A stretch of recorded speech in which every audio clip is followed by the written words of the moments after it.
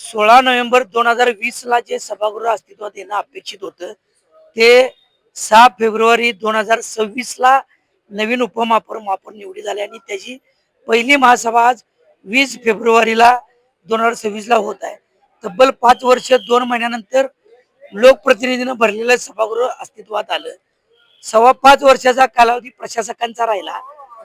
जनसामान्यांचे प्रश्न, शहर विकासाचे प्रश्न, गल्ली बोळातले मूलभूत सेवा सुविधेचे, कचऱ्याचा असेल, भटक्या कुत्र्यांचा असेल, पिण्याच्या पाण्याचा असेल, वाहतूक कोंडीचा असेल, लाईटचा असेल, म्हणजे जे प्रश्न आजपर्यंत तटलेलं त्याचं प्रतिबिंब आज सभागृहात दिसलं.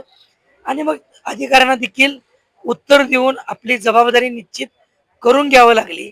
त्यामुळं येणाऱ्या काळात प्रश्न लवकरात लवकर सुटत जातील. आम्ही विरोधी पक्ष म्हणून पण प्रशासन म्हणजे सत्ताधारी राज्य शासनाचाच कारभार होता.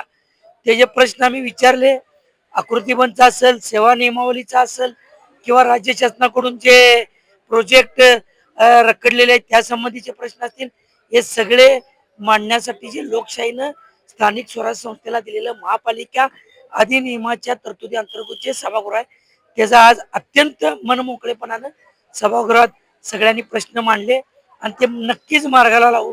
आणि कोल्हापूर शहर वचनाने एक चांगलं कामकाज करून दाखवल्याशिवाय आम्ही काँग्रेस आणि शिवसेना उद्धव ठाकरे गट स्वस्थ राहणार नाही.